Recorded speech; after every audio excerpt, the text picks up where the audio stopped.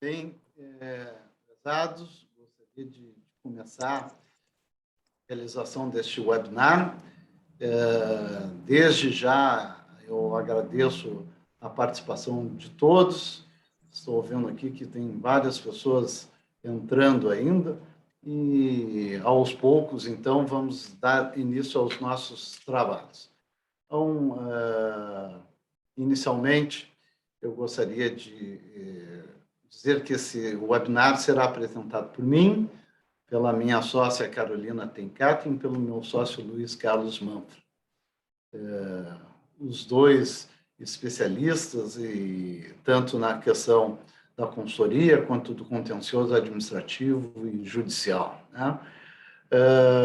Bem, é importante, né, para todos, para aqueles que não nos conhecem, meu nome é Cláudio Leite Pimentel, eu sou sócio do escritório Pimentel e Roencol Advogados. O escritório já tem 27 anos de atuação nas áreas do direito tributário e societário. Vamos, em breve, agora em novembro, vamos estar já nos nossos 28 anos, e um escritório tido, né, pelas revistas de análise de escritórios jurídicos, né, e pelos seus clientes como altamente especializado em direito tributário e direito societário, né, com reconhecimentos coletivos, né, da revista Análise, reconhecimentos individuais do trabalho produzido pelos nossos sócios, também na revista Análise da Advocacia, na Best Lawyers e no America's Tax Award. Bem, atuamos em diferentes segmentos do mercado. Na verdade, hoje, na nossa atuação, se centra em praticamente todos os ramos da indústria, do comércio e do setor de serviços, com alguma especialização em alguns ramos, né? Especialmente aqueles que envolvem o agronegócio, o setor de alimentos e bebida, planos de saúde, o setor automotivo, saúde, telecomunicações, energia elétrica, enfim, tudo aquilo que se refere efetivamente a essa a nossa área de atuação, com a qual a gente tem trabalhado também em alguns temas, às vezes, né, e por vezes, a questão também do direito regulatório, né? Eu vou passar a palavra ao nosso produtor desse evento, ao Oliveira Campos, para que ele passe alguns recados importantes para todos vocês que nos honram com a sua participação. Muito boa tarde, bom início de boa noite para todos vocês. Um prazer enorme estar junto com o Cláudio, com toda a sua equipe nesse evento. Vocês vão conhecê-lo cada vez mais, ele é sempre muito modesto, o escritório é um super escritório na área tributária e societária. Vai ser um evento muito especial, aproveitem que, de fato, vocês têm muita coisa para aprender no dia de hoje. Alguém já estava perguntando no chat, inclusive, esse evento tem mais ou menos 1 hora e 15 de duração, com uma abertura a perguntas de vocês no final. Fiquem bastante atentos àquelas dúvidas que surgirem, anotem ou passem diretamente no chat aqui no privado para a gente, né? No final vai ter um espaço especial para se debater essas perguntas. Essa apresentação, eu acho que vocês devem ter percebido aí, ela está sendo gravada. Nós apoiamos o escritório em todo o processo e apoiamos vocês também nisso. Ela vai ser depois disponibilizada nas redes sociais do escritório, no site do escritório. Fiquem bastante atentos para que vocês possam receber e compartilhar esse material, por que não, com pessoas que vocês julguem que é bastante necessário. Nós vamos enviar um link para vocês por e-mail, falando dessa gravação, então vale a pena. Nós vamos manter a maior parte do tempo aí o microfone de vocês desligados, eu peço que assim vocês os mantenham também, de tal forma que a gente possa evitar interferências aí do ambiente, mas, obviamente, como eu disse, mantenham, gravem lá as suas perguntas no chat e passem no final. Último comentário, o escritório tem produzido uma quantidade bastante grande, bastante rica de conteúdos relacionados ao direito societário e tributário. Vai estar no Instagram, vai estar no LinkedIn, vai estar no site do escritório. Nos acompanhem lá, que vocês têm bastante coisa a assimilar com isso. Muito boa noite novamente. Está com você, Pimentel. Ótimo webinar a todos. Obrigado, Oliveira. E vou, então, ao tema deste nosso webinar. Eu acho importante, né, que a gente contextualize, né, o tema que nós estamos conversando, que é um tema que já vem há décadas impactando nos tribunais de todo o país e chega agora em maio de 2021 com o enfrentamento pelo Supremo Tribunal Federal de uma ação declaratória de constitucionalidade ajuizada pelo Estado do Rio Grande do Norte. Pois bem, o primeiro ponto, né, e nós colocamos aqui no nosso sumário, né, dessa apresentação, é enfrentar o que exatamente foi decidido nessa ação declaratória de constitucionalidade, né, e aspectos que decorrem dessa decisão. A necessidade de estorno de créditos de ICMS, se haverá transferência de créditos de ICMS junto com as mercadorias, como serão tratados os benefícios fiscais e como as empresas deverão tratar este tema junto com as administrações estaduais, né? Como os estados irão regulamentar este tema a partir desta decisão e perguntas, né, que afligem todos aqueles que continuam trabalhando e produzindo em prol do país, né? Eu tenho risco de autuação se eu continuar agindo da forma como estou agindo hoje, o que eu devo fazer para me precaver, né? E como eu vou me prevenir de que no futuro essa situação não venha a me trazer problemas de ordem tributária, né? E econômica, por conseguinte. E, por fim, vamos tratar ali de alguns pontos de atenção, já que esse tema tende a se desenvolver ainda. Nós queríamos hoje estar aqui com vocês apresentando já em cima de um quadro jurídico definido, pois havia uma previsão que o julgamento dos embargos declaratórios opostos pelo Estado do Rio Grande do Norte seria concluído até o dia 18/10. E, em face de um pedido de vista do ministro Dias Toffoli, infelizmente, isso não foi possível. Nós já temos a posição de 4 ministros, como teremos no andamento aqui dos nossos trabalhos, né, que nos dá uma ideia de como esse tema deve estar concluído, mas vamos ter que aguardar, enfim, ainda a conclusão desse julgamento. Então, vamos lá. O que foi exatamente decidido nessa ADC, Ação Declaratória de Constitucionalidade 49? E é importante que a gente faça assim um esforço histórico, né, aqui para contextualizar isso que está vindo hoje como matéria central desse nosso webinar.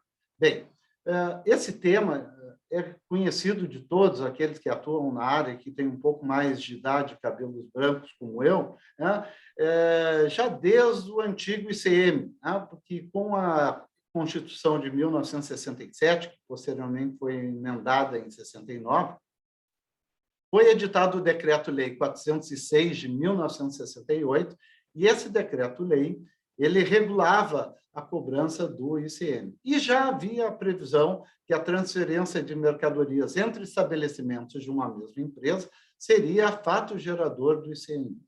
Bem, essa questão foi levada aos tribunais e foi se sedimentando um entendimento que não poderia haver a incidência do ICM nesse tipo de operação, porque os tribunais sempre entenderam que é necessidade de conjugar tanto uma operação econômica de circulação de mercadoria como a operação jurídica. Ou seja, não basta que a mercadoria circule, porque ela tem que ter a sua titularidade, né? A sua propriedade tem que ser mudada de mãos, né? Passar da empresa para um terceiro. Pois bem, é importante aqui, eu trago, e até a título de construir, né, essa nossa apresentação aqui, que o ministro Rafael Maia, que é um ministro, foi presidente do Supremo Tribunal Federal, já em 1981, né, nós estamos falando aí de 40 anos atrás, o ministro Rafael Maia, enfrentou esse tema. E ele foi muito feliz na sua expressão, né? Porque ele dizia assim, isso se tratam de atos internos da empresa, né?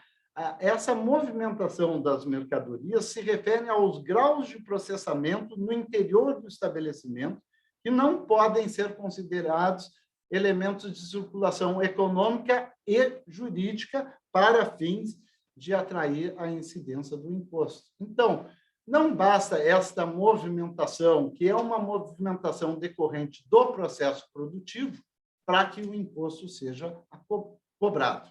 Pois bem, o ministro Rafael Mayer e todos os ministros daquela época do Supremo Tribunal e anteriores à Constituição de 1988 já definiam assim essa temática.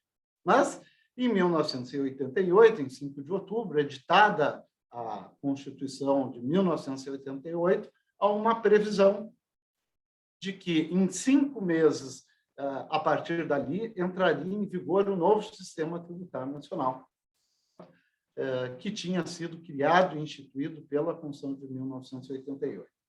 A partir dali, o texto constitucional previa 2 situações. Uma, que o Decreto-Lei 406, né, naquilo que fosse compatível com a Constituição, continuaria vigorando.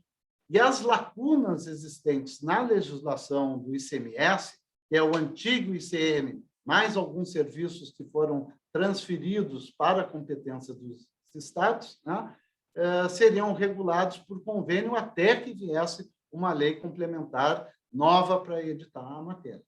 E assim fizeram os estados com a edição do Convênio 66 de 1988 e regularam. Evidentemente que todos nós acompanhamos essa discussão lá no começo e discutimos muito em cima disso. O Convênio 66/88 foi muito além daquilo que a Constituição lhe permitia que regulamentasse, né? Para tentar e pretender produzir toda uma legislação por meio de convênio.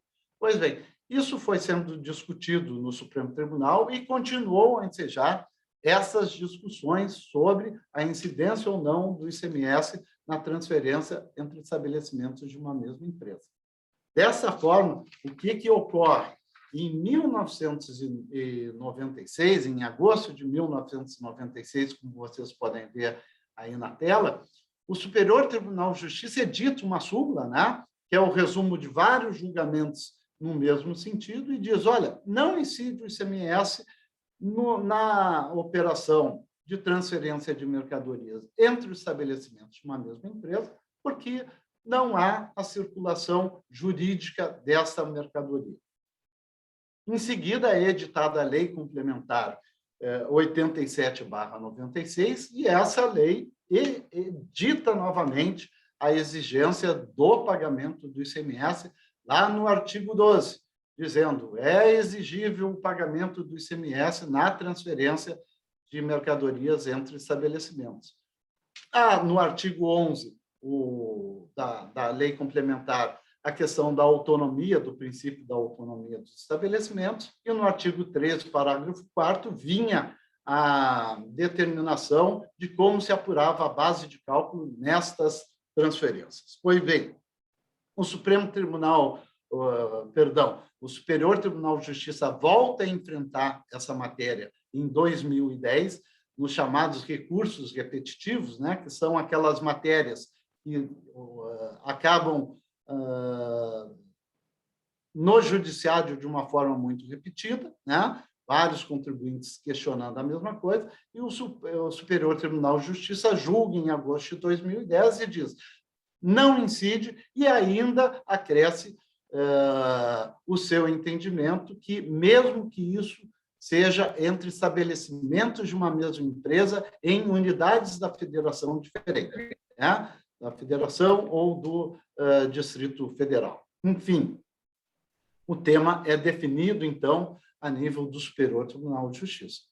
Os estados continuam insistindo com a matéria e levam esse tema ao Supremo Tribunal Federal, que aprecia, em julgamento em agosto de 2020, né, e reafirma a sua jurisprudência, né, ratificando o entendimento do STJ, que também foi o entendimento do STF, quando vigia lá a Constituição de 1967. Bem, então, a gente chega na ADC 49, que foi ajuizada em setembro de 2017, né, pelo Estado do Rio Grande do Norte, e o Estado do Rio Grande do Norte traz a discussão sobre os dispositivos da lei complementar que estão aí na tela. E isso é importante a gente também contextualizar, né, para entender o que ocorre, né, para que o Estado do Rio Grande do Norte venha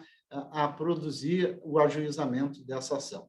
É que, em verdade, não de uma forma coordenada, o Estado se sente muito atingido por esta orientação jurisprudencial e entende que, como todos os estados da federação repetem em suas legislações estaduais a exigência do imposto, o tema deveria ter, de vez, uma definição no Supremo Tribunal Federal. E lá, o Estado do Rio Grande do Norte ajuiza a ação, que foi julgada agora em maio de 2021. Né? Então, esse é o contexto que nós temos da ação declaratória de inconstitucionalidade até o julgamento dessa demanda em maio de 2021.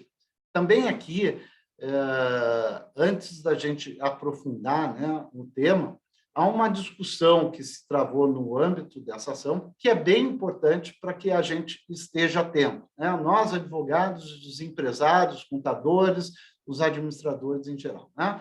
Por que esta ação direta de inconstitucionalidade sobre um tema que sempre foi decidido no mesmo sentido, no Supremo Tribunal Federal, no Superior Tribunal de Justiça e nos tribunais estaduais, teria de ser apreciada novamente pelo Supremo Tribunal Federal? É por uma questão de natureza processual e constitucional. Então, vamos lá. Esses recursos de natureza repetitiva, né, que foi julgado no Superior Tribunal de Justiça e depois o repercussão geral, que foi julgado no Supremo Tribunal Federal, não tem o que a gente chama daquele efeito que atinge todos os contribuintes, né? No juridiquês é o tal do efeito erga omnes. Para nós aqui desse webinar, vamos tratar isso, a extensão dos efeitos para aquelas pessoas jurídicas que não são partes nas ações que foram ajuizadas. Então, todas as decisões judiciais estavam afetas ao Poder Judiciário e àqueles contribuintes que tinham ingressado com as suas ações em juízos para questionar essa exigência.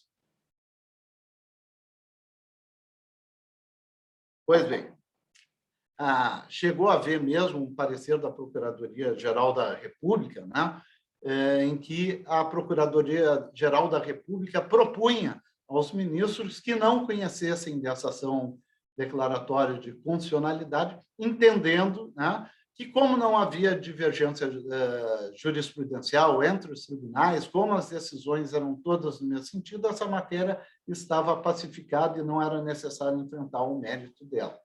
E aí, o ministro Fachin, que foi o relator da ação, enfrenta um tema sobre uma ótica muito importante e até muito atual, né? Para todos nós que estamos vivendo aí essas questões de confronto dos poderes. Ele diz assim, olha, o judiciário entende este tema de uma determinada maneira, mas os legislativos, tanto o Legislativo Federal, tanto o Congresso Nacional, quanto as legislações estaduais, conduzem esse tema de uma outra forma. Há, de certa forma, um conflito entre a interpretação judicial e a interpretação dos poderes executivos. Sendo assim, vamos resolver essa questão de uma vez só, com a chamada eficácia para todos, né? Aqueles que têm ação e aqueles que não têm ação. E, assim, se adentrou ao mérito da ação propriamente dita, e, nesta oportunidade, o Supremo julga improcedente para reafirmar, enfim, o entendimento de que, como não há a circulação econômica e jurídica, né, só a circulação econômica, não pode haver a cobrança do imposto. Então, o Supremo Tribunal Federal declarou a inconstitucionalidade desses dispositivos que foram questionados na ação, do artigo 11, do artigo 12 e do artigo 13, parágrafo 4º, e depois nós vamos ver a especificidade em relação a cada um desses dispositivos. Né? Julgada a ação e reconhecida a inconstitucionalidade dos dispositivos, né, nós vamos para um tema bastante importante, né, que é proposto posteriormente a esse julgamento de mérito da ação. O que é que nós temos hoje que é definitivo? Que é inconstitucional a cobrança do ICMS pelos estados. Esse é um tema que hoje está definido. Isso não vai ser mais revisitado. E esta decisão vale e obriga agora a todos os estados, independentemente que o contribuinte ajuize ação própria para que se reconheça isso. Em face deste julgamento, o estado do Rio Grande do Norte entrou com um recurso denominado embargo de declaração. Traduzindo isso, né, para o português, tirando do juridiquês e trazendo para o português, os embargos de declaração, eles nada mais são um recurso que pede alguns esclarecimentos aos ministros do Supremo Tribunal Federal, pois se aponta omissões ou contradições ou obscuridades naquele julgamento. E também, ao mesmo tempo, e isso se formou na jurisprudência do Supremo Tribunal Federal, passou a ser entendido como um momento em que se pode pedir a chamada modulação dos efeitos daquela decisão. E aqui também é importante que a gente explique para todos o que é esse pedido de modulação dos efeitos. Então, os embargos de declaração tinham dois objetos, propriamente dito: esclarecimento sobre a questão do estorno dos créditos das entradas, o esclarecimento sobre a independência dos estabelecimentos e o pedido de modulação dos efeitos. Bem, essa questão de modulação dos efeitos, ela tem um conhecimento, digamos assim, mais recente de todos, porque esse foi um tema que, inclusive, foi abordado no anterior webinar que o escritório promoveu e que teve a apresentação do Marcelo Roencol, que era a questão da modulação dos efeitos da chamada tese do século, né? A exclusão do ICMS da base de cálculo do PIS e da COFINS. Ou seja, a partir de que momento vale essa decisão, para quem vale essa decisão, se aqueles que tinham ações são atingidos ou não pela modulação, e quando o Estado, a União, enfim, né, tem que deixar de se conduzir dessa forma que está violando o texto constitucional. E o Estado do Rio Grande do Norte, ao propor este recurso de embargo de declaração, ele fundamenta o seu recurso e aponta: olha, está havendo uma profunda modificação da sistemática de apuração do ICMS a partir dessa decisão. É necessário, então, que o tribunal avalie essa questão. A necessidade dos estados discutirem e uniformizarem a regulamentação da matéria. A necessidade dos estados que concederam benefícios fiscais relativos à saída do estabelecimento mesmo titular também tem onde regulamentar isso. E aí, um cenário construído dentro da ação que haveria possibilidade de inúmeras ações de repetição de indébito, ou seja, buscar de volta aquele tributo que foi pago de uma forma indevida e que poderia gerar aí o que o tribunal e o próprio Estado chama de uma macro-litigância fiscal. Ou seja, em vez de pacificar, vai gerar um número de ações muito grandes, né? Isso, então, são os fundamentos do pedido de modulação dos efeitos da decisão do Supremo Tribunal Federal, que está agora em julgamento. Bem, neste recurso, que já teve voto de 4 ministros, o ministro Edson Fachin, ele desacolhe o recurso no que tange aos esclarecimentos que o Estado do Rio Grande do Norte fez. E aqui, fazendo um breve parênteses aqui, é importante que a gente diga que, neste momento, né, do recurso de embargos de declaração, o que a gente pode perceber com clareza é que aí já houve uma coordenação dos estados no enfrentamento desse tema, né? Se antes o estado do Rio Grande do Norte pareceu agir, ao menos de uma forma descoordenada em relação aos outros estados, agora houve uma coordenação dos estados que passam a atuar no sentido de que seja efetivamente modulados os efeitos dessa decisão. Bem, voltando ao nosso tema aqui. Então, o ministro diz de uma forma muito clara que não há nenhuma dúvida,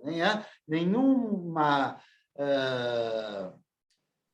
questão a ser esclarecida no acordo no que diz ao estorno de créditos. Por quê? Por que ele diz isso? Olha, o Estado sustentava que, sendo uma hipótese de não incidência, deveria haver o estorno do crédito.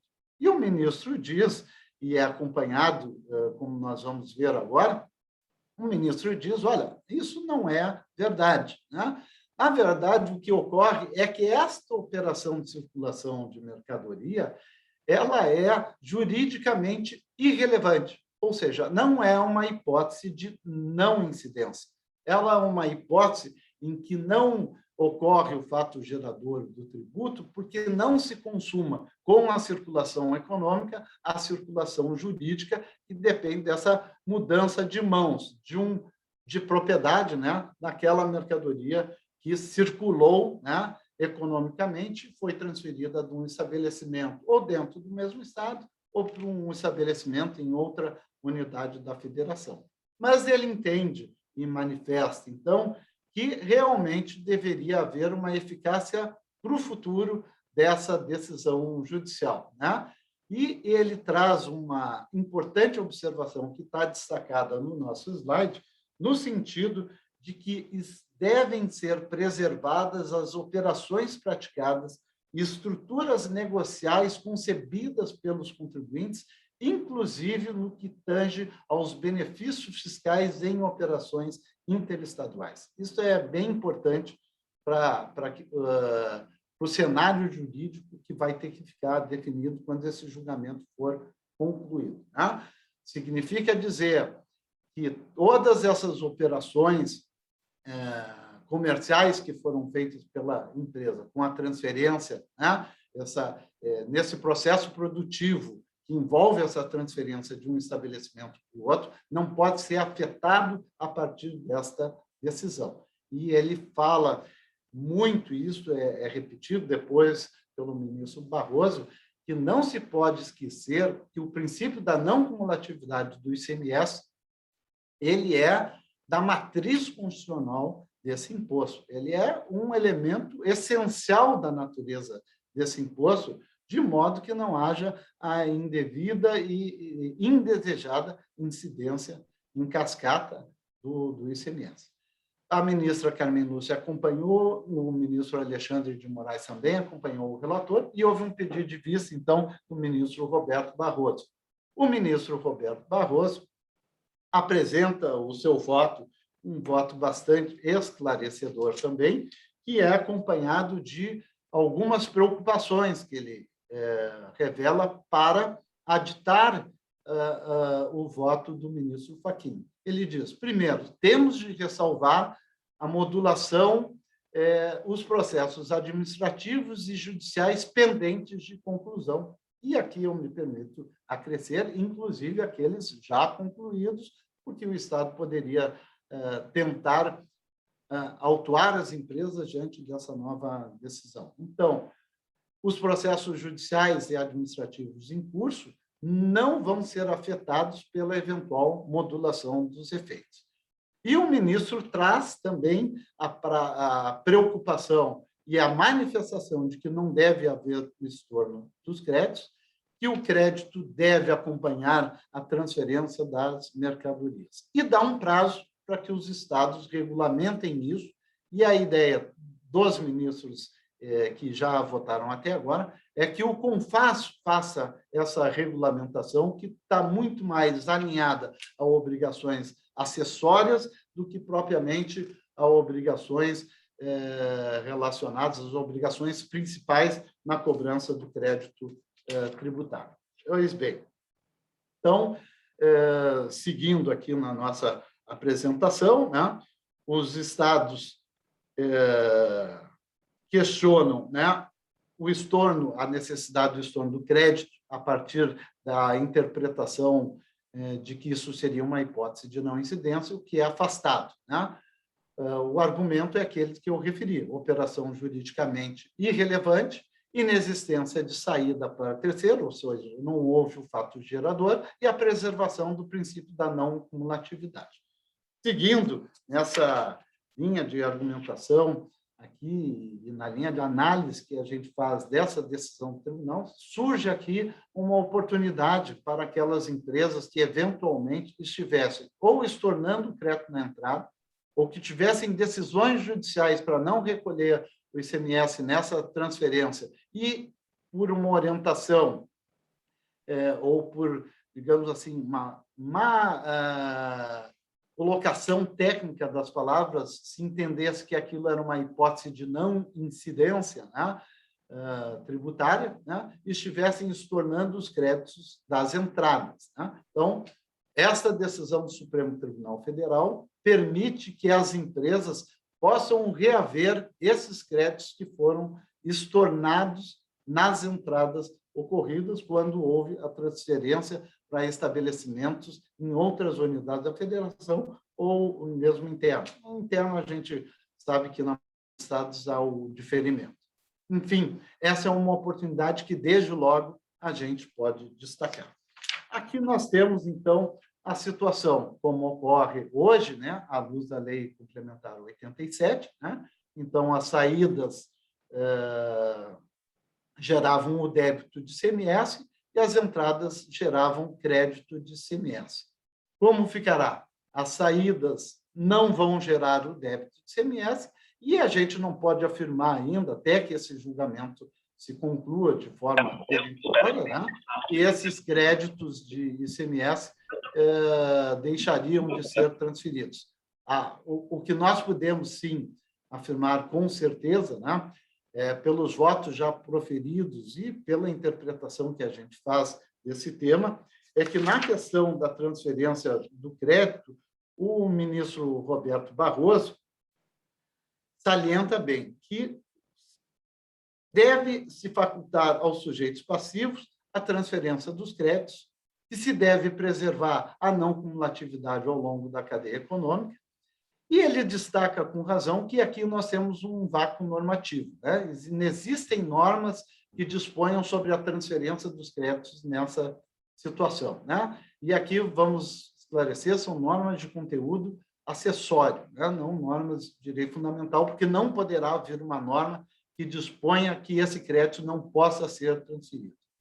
O ministro dá o prazo até o final do ano para que os estados regulamentem o tema e já aplique uma penalidade. Olha, se não vier a regulamentação do tema, os sujeitos passivos têm o direito de transferir os créditos a partir do exercício financeiro 2022, tal como a sistemática anterior permitia. Enfim, é imperativo aqui que a gente destaque a clareza dos votos, né, e a importância que isso traz para essa discussão. Nós vamos voltar depois na apreciação dos temas, mas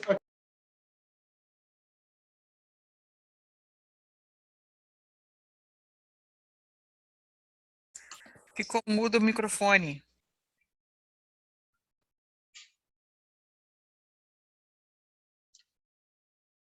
O microfone do Pimentel está mudo. Perdão? Não me ouviram? Então, perdão, voltando aqui, né? Eu estou aqui conduzindo aqui o encerramento dessa minha primeira parte aqui no nosso webinar e transferindo a palavra a Caroline Tenkaten para que ela aborde a questão dos benefícios fiscais.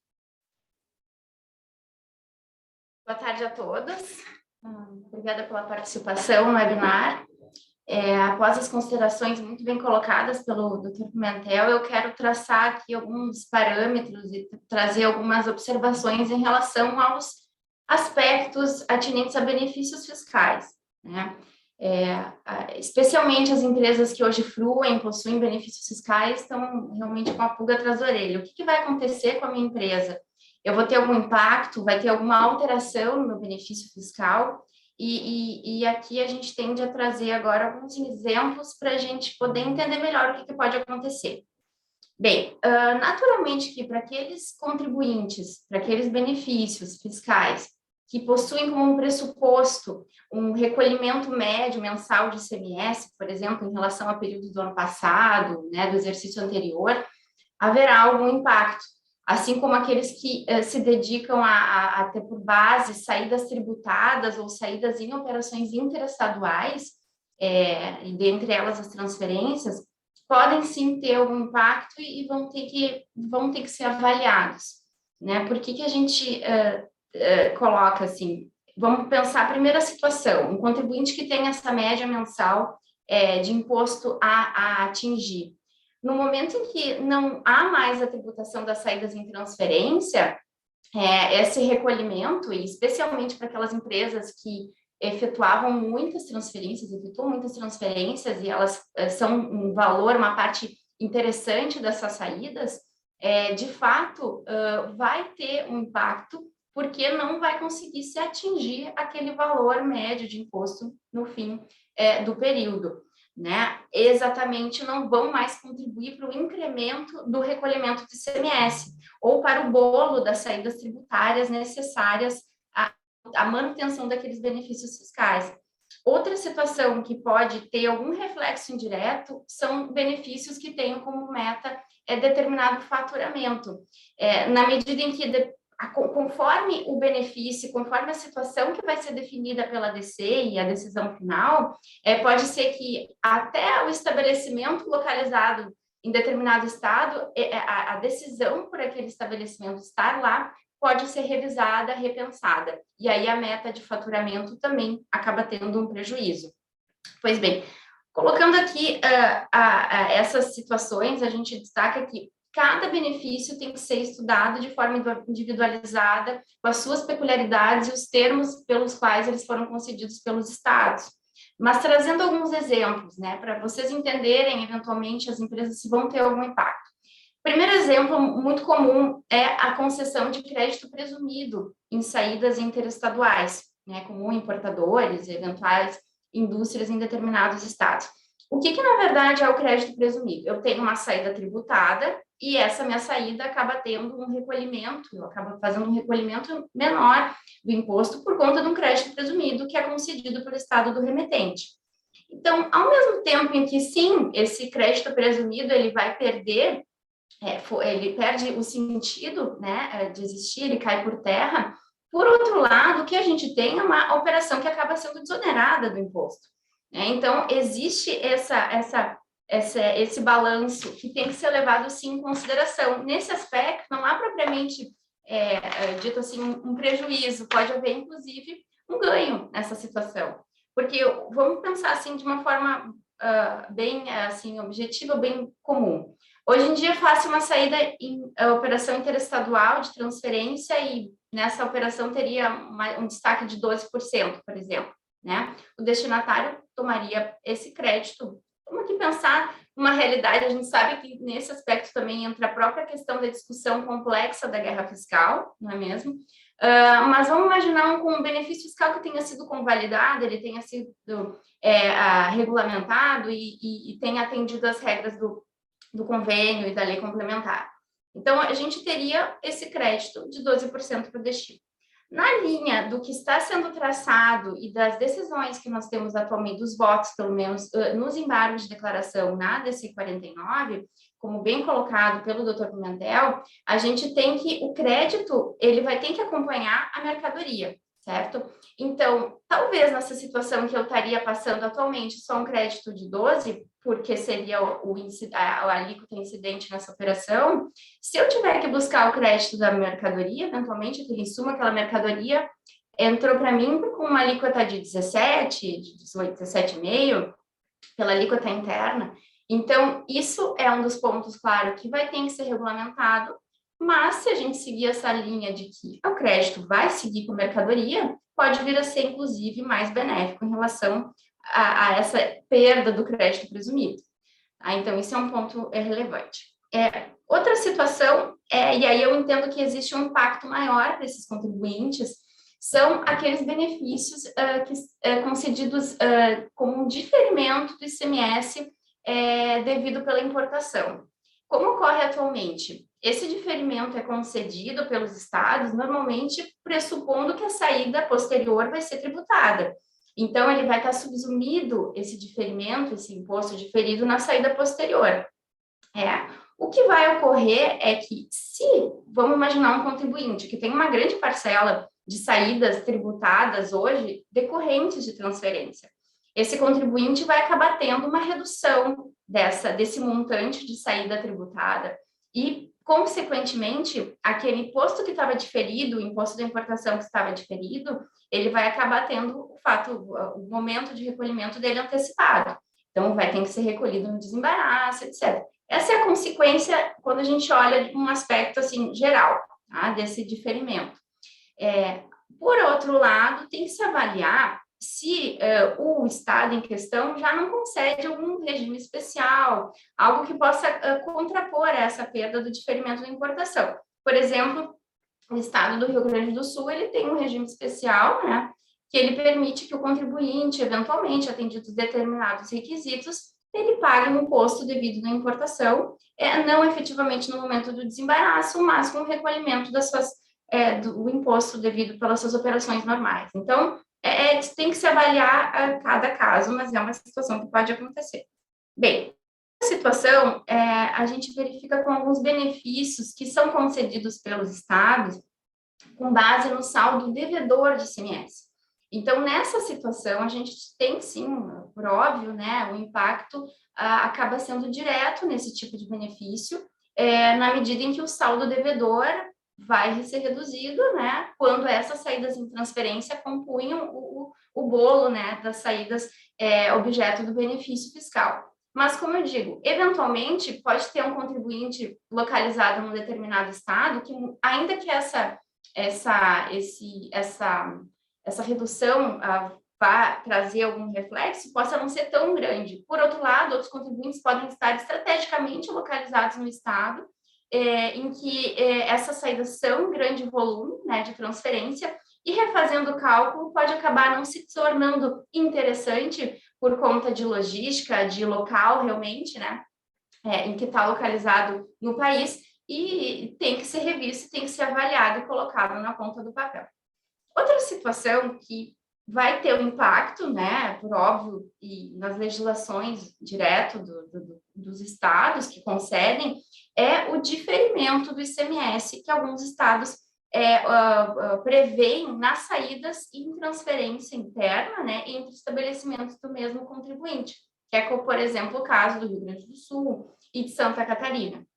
Então, o que a gente tem nesse diferimento, né? O pressuposto é que difere-se o imposto porque a saída seria tributada, né? Então, vai haver uma alteração na medida em que hoje o imposto nessa situação ficaria até então, né? Ficaria com o remetente, ele acumula aquele crédito, ele faz uma saída com diferimento, e no momento em que eu não tenho mais uma saída tributável, que é o caso dessa operação, porque ela é irrelevante para o mundo jurídico e não vai ter incidência do ICMS, eu perco o sentido, o diferimento ele perde a razão. Então, os estados vão ter que também já analisar esses pontos e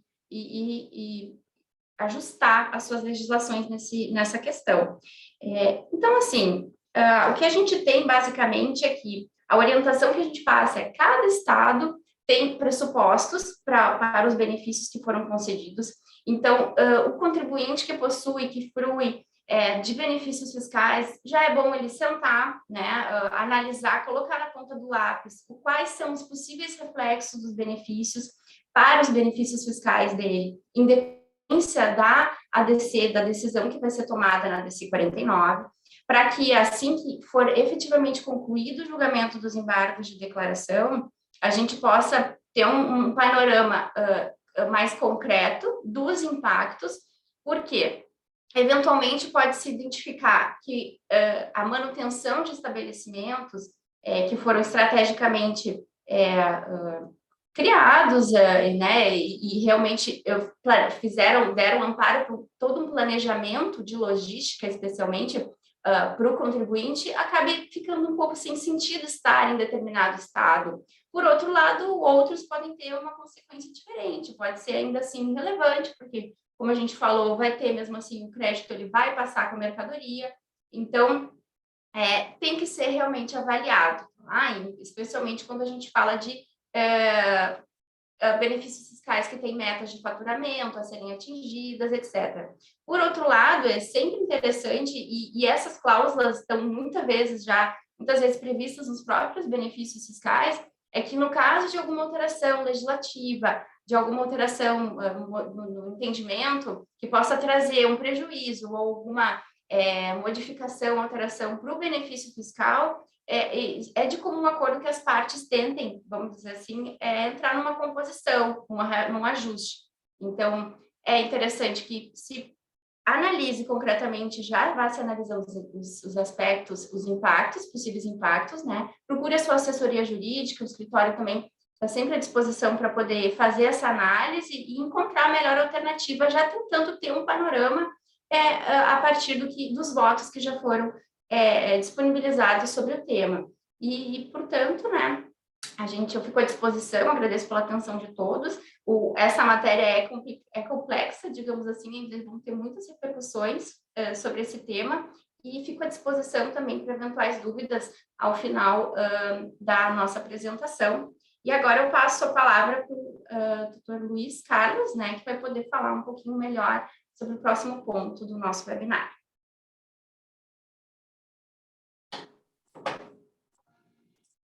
Bem, boa noite a todos. Obrigado, Caroline. Queria dar uma boa noite a todos, agradecer pela presença aqui no evento. E queria, para aqueles que não me conhecem eventualmente, meu nome é Luiz Carlos, eu trabalho aqui mais diretamente na área de tributos indiretos, especialmente com o ICMS, junto com a Carolina, com a Deise. E a minha proposta aqui é que a gente possa examinar um pouquinho agora, né, os aspectos relacionados à regulamentação desse tema, que foi um tema que já foi suscitado pelo Dr. Pimentel e pela Carolina nas suas falas, e que certamente há muitas dúvidas sobre isso. Algumas delas ainda não poderemos responder, mas algumas perspectivas são possíveis e é mais ou menos nessa linha que eu gostaria de discutir nesse momento, né? Bem, eu acho que algumas certezas a gente já pode ter, né, pontuais. A primeira que eu colocaria é que os estados, obrigatoriamente, eles precisarão revogar ou rever os dispositivos nas suas legislações internas que tratam dessa incidência nas transferências. Hoje, essas previsões, elas existem nas legislações estaduais e elas estavam até então embasadas na norma de hierarquia superior, que é a Lei Complementar 87, e não existindo mais, portanto, uma norma advinda em sede de lei complementar, que foi reconhecida agora por inconstitucional pelo Supremo, os estados não terão mais amparo, não terão mais base para exigir essa incidência nos seus regramentos internos, portanto, será uma medida necessária que eles revejam isso nas suas legislações, né?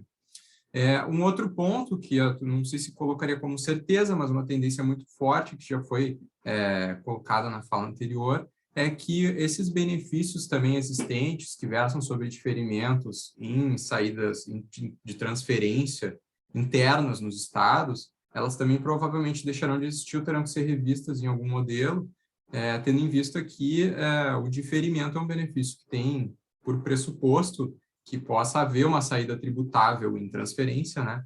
O que agora cai por terra com a decisão em sede definitiva do Supremo. Então, essa hipótese de diferimento, ela provavelmente deixará de existir nos regramentos internos ou terá que ser revista, né? Para além disso, né, o que nós temos são algumas previsões, né, algumas hipóteses, e dando um passo atrás, tendo como premissa, né, duas questões que nós temos até agora encaminhadas, que são, a primeira delas de que o contribuinte que faz uma saída em transferência para o estabelecimento seu não precisa tornar o crédito da respectiva entrada, portanto, ele fica com esse crédito. E a segunda premissa de que esse crédito vai sair junto com a mercadoria, né? Se prevalecer lá o entendimento do ministro Barroso, esse crédito vai acompanhar a mercadoria para o seu estabelecimento de destino. Então, tendo por base essas duas premissas, a dúvida é realmente como que vai ser operacionalizado isso, né? Como que vai ser, em termos até de obrigações acessórias, como que isso vai ficar regulamentado. Um primeiro ponto assim, que eu colocaria, que até isso já se verifica no âmbito da ação declaratória, que os estados começam agora a ter uma ação coordenada, né? E a tendência que se tem é que eles atuem dessa forma também para regulamentar esse tema a nível nacional e até, como já colocado em alguns votos do ministro Fachin, do ministro Barroso, que concedem um prazo de modulação para que os estados, no âmbito do CONFAS, possam decidir essas questões, né? A tendência forte é que, realmente, o CONFAS regulamente, a nível nacional, uniformize essas operações, os aspectos acessórios delas, o que, naturalmente, é bom, uma vez que um contribuinte que tem atuação em vários estados vai poder melhor se organizar, terá um maior nível de previsibilidade para organizar as suas operações do ponto de vista tanto operacional quanto fiscal, né? E o CONFAS ele tem competência para dispor, né, a maioria de nós conhece que o CONFAS rege questões relativas a benefícios fiscais, etc., mas o CONFAS também tem competência para, por exemplo, sugerir medidas que visem a simplificação e a harmonização de exigências legais. Então, nesse espectro, seria o ambiente adequado para que os estados sentem e regulamentem essa questão e estabeleçam uma diretriz nacional para que os estados, aí, nas suas legislações internas, possam dispor sobre as questões internas dos seus estados, mas tendo em vista esse panorama, né? Então, aí a dúvida que surge em relação à transferência dos créditos seria como que essa transferência vai ser operacionalizada, né? Hoje, de um modo geral, se tem, o que foi abordado pelo Dr. Pimentel na sua fala, uma sistemática em que o contribuinte que remete, ele faz o débito na saída e quando recebe em sua outra unidade, essa outra unidade vai fazer o crédito na entrada, portanto, de forma a gerar uma transferência desse crédito de um estabelecimento para outro, né? Não existindo mais o débito na saída, a dúvida é como que vai se operacionalizar, então, em termos agora acessórios, né? Quer dizer, na prática, como que eu emito a minha nota fiscal, né? A partir de agora, para levar o crédito de um lugar para o outro. Esse é realmente um tema que vai precisar ser disposto a nível de regulamento, né? Algumas hipóteses a gente pode fazer algumas conjecturas, né? Por exemplo, que esse crédito ele vai informado no campo de informações complementares da nota fiscal, né? Aqui trazendo o tema para um aspecto um pouquinho mais de quem vivencia isso na prática, né? De emissão de nota, etc. Que esse crédito vai informado em informações complementares é uma hipótese, isso já existe em termos similares, por exemplo, no caso do diferencial de alíquota, né, que a venda para um consumidor final ela não vai com destaque de ICMS, esse ICMS ele vai simplesmente informado em informações complementares e se faz um recolhimento, né, essa é uma hipótese. Há também situações de substituição tributária em que essa informação vai no campo das informações complementares.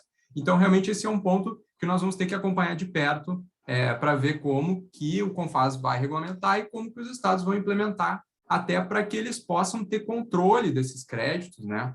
Uma questão que nós pudemos verificar, até conversando com alguns servidores da Secretaria da Fazenda aqui do Rio Grande do Sul, é que eles estão bastante preocupados, principalmente com o pouco prazo que eles talvez tenham para regulamentar essa matéria, né? Diante da perspectiva de que, se não regulamentada até o prazo final da modulação, essa transferência vai ser possível de qualquer forma, né? Então, essa é uma preocupação que eles têm, um prazo curto para regulamentar uma questão que, de fato, ela é complexa, né? E um outro aspecto que preocupa os secretários da Fazenda também é como fiscalizar esse crédito que vai ser recebido, eventualmente, de outro estado, né? Como que eles vão fazer esse controle? Então, realmente é um ponto em termos de regulamentação que preocupa e que nós temos que ficar atento para como que isso vai ser regrado daqui para frente. Eu destaquei aqui também um ponto que eu acho que é interessante trazer, que é a questão da substituição tributária, né? Como que fica quando eu faço uma transferência de um estabelecimento meu para outro, em uma operação com uma mercadoria que está submetida ao regime da substituição tributária, eu vou ter que recolher, destacar desde logo ST, não vou ter que recolher. E aqui, por exemplo, nós temos, de um modo geral, uma disposição de que quando eu faço uma transferência interestadual, por exemplo, entre 2 estabelecimentos da mesma empresa, eu não preciso recolher a substituição tributária, mas com a exceção de que o estabelecimento de destino não seja uma unidade varejista, né? Então, né, quando eu tenho uma remessa para uma unidade varejista, teria que fazer o destaque do ST. Como que vai ficar isso agora, considerando que eu não vou ter mais uma saída considerada tributada, né? Quer dizer, se a operação de saída em transferência ela é irrelevante para fins jurídicos e de tributação, como então eu vou exigir que um contribuinte faça um destaque de ICMS-ST nessa saída, não é? Enfim, e outros aspectos até mais operacionais relacionados a como que eu vou calcular, né? Se eu não vou ter um débito do ICMS próprio, como que eu vou calcular o ICMS-ST, enfim, há diversos aspectos aí também envolvendo a substituição tributária que eu entendo que nós temos que ficar bastante atentos e que vão precisar de um tratamento pelos estados quando eles forem regulamentar essa matéria a nível nacional e a nível estadual. E, por fim, eu acho que é oportuno também colocar o que os estados não vão poder regular, não é? A gente não pode perder de vista que, para dispor sobre questões de não cumulatividade, aspectos do fato gerador do tributo, é preciso lei complementar, né? Então, caberá aos estados, a partir da decisão do Supremo, apenas regulamentar a nível de obrigação acessória como vai se operacionalizar isso, mas de forma alguma poderão esses regramentos restringir ou criar embaraços, né, para que essas operações de transferência sejam feitas e para que essas operações de transferência sejam feitas com a transferência do crédito, né, que é algo que está se desenhando de forma bastante clara até o momento nos votos dos ministros que já se manifestaram. Enfim, em termos de regulamentação, eram essas minhas contribuições no momento, queria trazer algumas reflexões sobre isso, e desde logo agradecendo novamente a atenção de todos, quero devolver a palavra para o Dr. Pimentel para poder dar continuidade às nossas exposições. Obrigado. Luiz, muito obrigado. Obrigado a ti, obrigado a Caroline. Vamos dar aqui continuidade, então, e encaminhar a conclusão, né? Acho importante trazer 2 questões relacionadas ainda ao julgamento, antes de falarmos um pouquinho aqui a respeito do risco de autuação. O ministro Toffoli deve regimentalmente devolver esse processo para julgamento ainda no mês de novembro. Ele tem um prazo de 30 dias a partir do pedido de vista. Esse prazo de 30 dias pode ser prorrogável por mais 30 dias, mas a informação que obtivemos ao contatar o Supremo Tribunal Federal preparando este webinar é que o ministro deva trazer esse processo para julgamento em sessão virtual ainda no mês de novembro. O segundo aspecto está relacionado ao próprio perfil do ministro Toffoli, né? O ministro Toffoli é um ministro de perfil mais político, né? Ele, sim, faz conversas e ouve os secretários da Fazenda, não que os outros ministros não ouçam, mas ele é mais sensível a algumas reivindicações. E aqui nós imaginamos que talvez esse pouco prazo que tenha sido mencionado pelo ministro Barroso para regulamentar todas essas questões, que é o final do ano, talvez seja objeto da manifestação do ministro Toffoli, né? O ministro, então, ao trazer o voto, deve inovar, imaginamos nós, alguma coisa em relação ao que se tem em termos de modulação definido até agora, mas talvez muito mais por essa questão do prazo. Enfim, risco de autuação, né? Então, a gente já tem um bom nível de previsibilidade com a questão da modulação dos efeitos, né? E as circunstâncias, né, que vão ocorrer nos permite desenhar 4 cenários aqui que estão mais ou menos ligados, né? Contribuintes que não possuem ação e ou não foram autuados, né? Esses contribuintes, a meu ver, não poderão ser autuados, né, ainda que não tenham ações judiciais, na medida em que efetivamente essa exigência é inconstitucional. Esse é um tema delicado, né, mas a partir do momento que o Supremo Tribunal Federal decide pela inconstitucionalidade de uma lei, mesmo com a modulação de efeitos para o futuro, né, imaginamos, até a partir do voto do ministro Fachin, que não se deva permitir autuações. Os contribuintes que possuem ação ajuizada com liminar, sentença ou trânsito em julgado favorável, esses estão claramente confortáveis nessa situação, cabendo aqui uma única advertência a todos. Se houver nas sentenças transitadas em julgado, né, as sentenças que já não são mais sujeitas a recurso, que são imutáveis, né, a determinação de estorno do crédito, essa é uma situação que tem que ser analisada e talvez tentada modificar. Se está dentro de um prazo de 2 anos ainda do trânsito em julgado da decisão que foi favorável, se pode tentar rescindir essa determinação de estorno, né? Que chama ação rescisória, que é ação própria para modificar decisões transitadas em julgado. Então, isso é um ponto de atenção daqueles que tinham os processos em andamento, né? Também temos o cenário dos contribuintes que têm ação ajuizada antes do julgamento da DCE, mas sem nenhuma decisão proferida até o momento, esses vão ter os efeitos da declaração de inconstitucionalidade estendidos aos seus processos. Por fim, os contribuintes autuados, né, pelo não recolhimento de ICMS em transferência, que estejam discutindo administrativo ou judicialmente, esses também estarão protegidos da modulação pelos votos que foram proferidos até agora. Embora o ministro Fachin não tenha sido explícito nesse ponto, do contexto do voto dele, nós entendemos que se pode extrair que ele não vai permitir que se mexam nessas operações que foram estruturadas pelas empresas. Por fim, vamos aos pontos de atenção em relação a este tema, né? Obrigações acessórias a partir de 2022. Havendo a regulamentação, vai ter que seguir a regulamentação que seja feita pelos estados, obviamente, desde que restrito isso ao campo das obrigações acessórias, né? E não no que tange a aspectos essenciais ao tributo, que é a questão de transferência de créditos, não estorno, né? E esses aspectos ligados ao princípio da não cumulatividade, né? A questão, né, da verificação, revisão da questão do aproveitamento do crédito da entrada, né? Quem estornou, né, quem não estornou, se as saídas futuras serão isentas ou com redução de base de cálculo, isso tudo ainda vai ter que ser melhor analisado.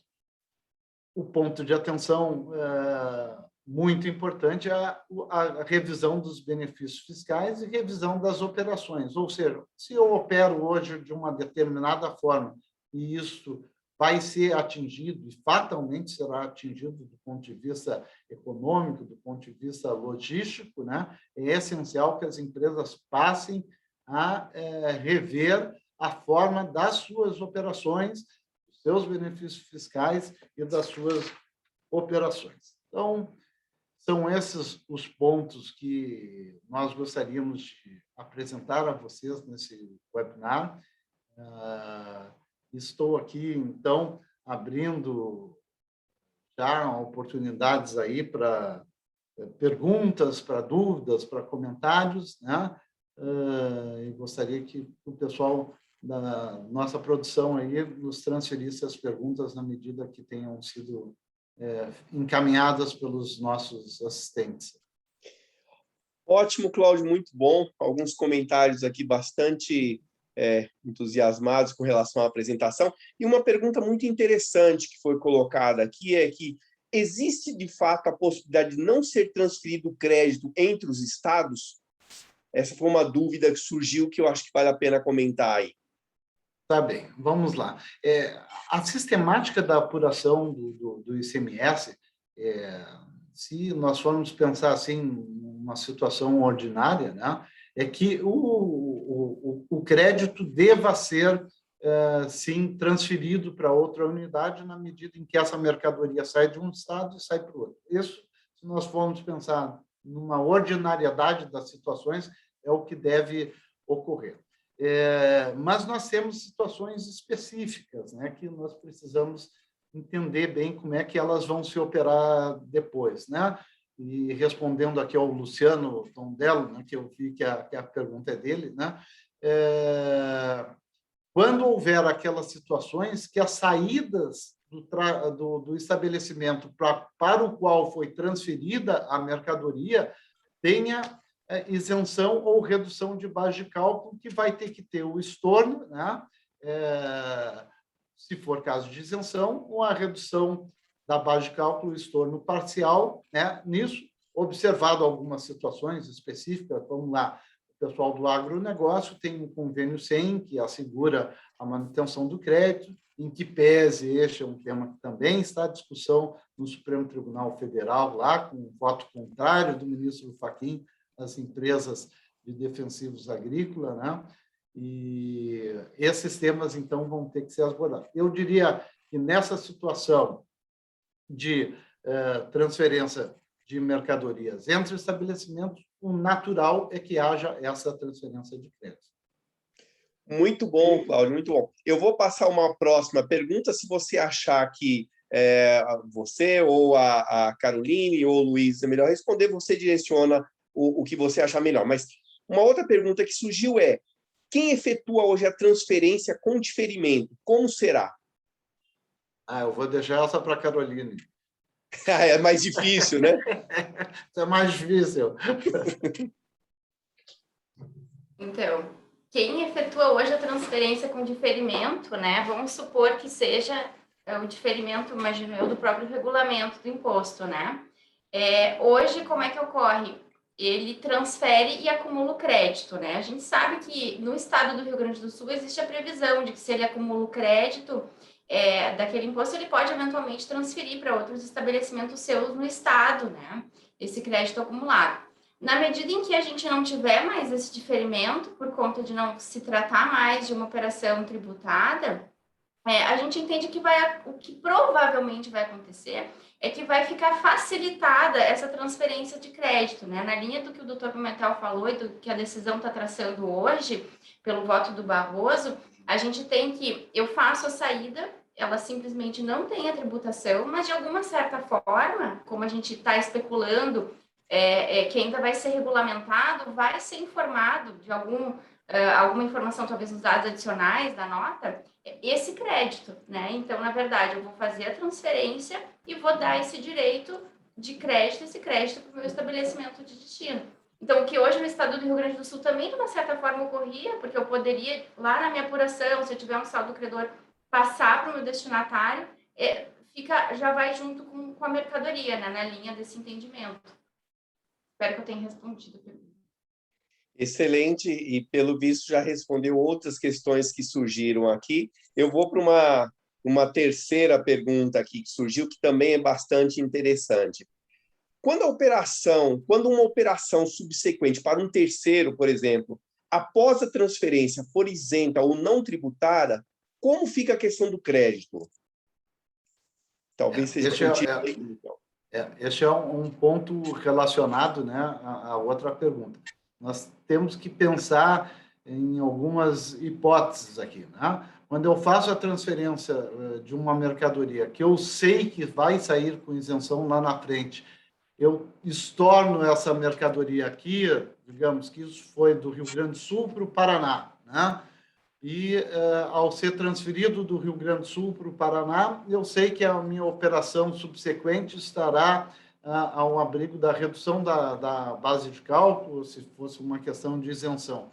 Aonde eu estorno? Eu transfiro o crédito e estorno lá no Paraná, ou eu já sabendo que vai fazer a operação subsequente, não vai ter incidência do ICMS, eu tenho que estornar o crédito aqui na entrada no Rio Grande do Sul. Essa questão vai ter que ser regulamentada e bem definida. A mim parece que, nesse atual estágio de coisas, se não fosse claramente regulamentado pelos estados, eu diria, acompanha a mercadoria que foi transferida do Rio Grande do Sul para o Paraná, e lá no Paraná vai haver o estorno oportuno do crédito quando houver a saída da mercadoria. Mas é um tema bem interessante que ainda pende de uma solução, né? Seja por parte do Supremo Tribunal Federal, que imagino que não é quem vai dar a palavra nesse momento, mas sim pelos estados quando regularem isso no âmbito do CONFAS. Excelente, Cláudio. Eu acho que a gente pode ir para uma última. Tem algumas aqui ainda, mas eu acho que uma última para a gente fechar o assunto, que é exatamente... E se os estados não regulamentarem dentro do prazo o que o STF determinar? Eu vou deixar com o Luiz, que essa é difícil também, Oliveira. Então, por favor, chama os assessores aí. Realmente, assim, é um tema que preocupa, de certa forma, porque o prazo para, se realmente ficar 2022, é um prazo curto, né?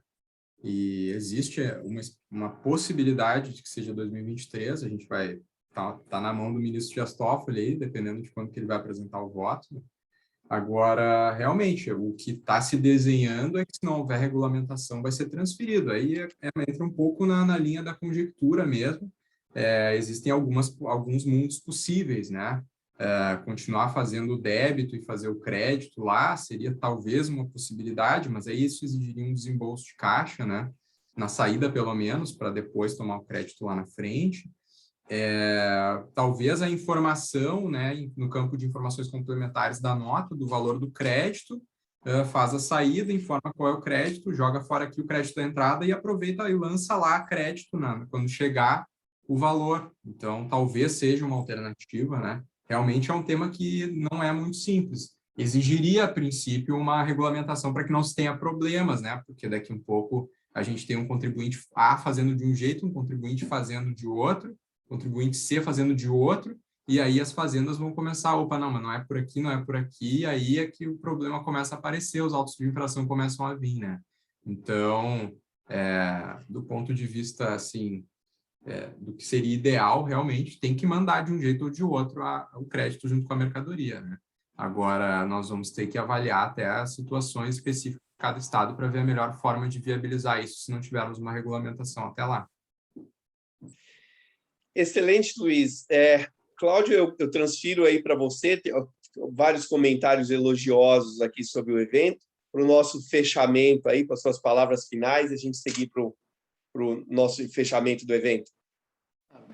Bem, mais uma vez, estou agradecendo a participação de todos, né? O escritório fica bastante orgulhoso de poder participar e promover esse tipo de eventos. Eu agradeço a ti, Oliveira, e a tua assessoria também pela produção do evento, né?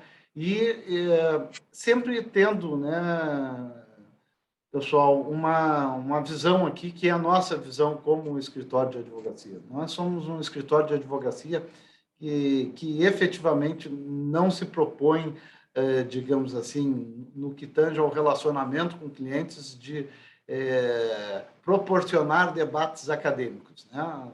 O nosso foco sempre é de buscar solução para os problemas do dia a dia nas empresas, no que elas estão enfrentando, porque este é o mundo real que a gente vive e realmente é onde nos proporciona, né, atuar de uma forma mais efetiva, né? Aqueles que eventualmente não conheciam o escritório, né? Importante, nós temos sede em Porto Alegre, sede em São Paulo, já estamos há praticamente 11 anos em São Paulo atuando lá, e atuamos, na verdade, em todo o país, né? Hoje é uma facilidade para isso, né? O pós-pandemia nos trouxe a proximidade das videoconferências e a possibilidade também de estar mais perto dos nossos clientes, mesmo estando quilômetros de distância. Então, agradeço a todos. Em breve, esperamos ter mais notícias para transmitir a vocês e novos webinars que abordem questões dessa natureza. Um abraço e muito obrigado. Obrigado novamente a todos vocês. Quem sigam novamente sempre nas nossas redes sociais, tem lá muito conteúdo, como o Pimentel falou, que é de extrema relevância para vocês. E lembrando que esse conteúdo vai estar disponível no e-mail de vocês, né, no link que vai enviar para vocês e nas próprias redes sociais. Até breve.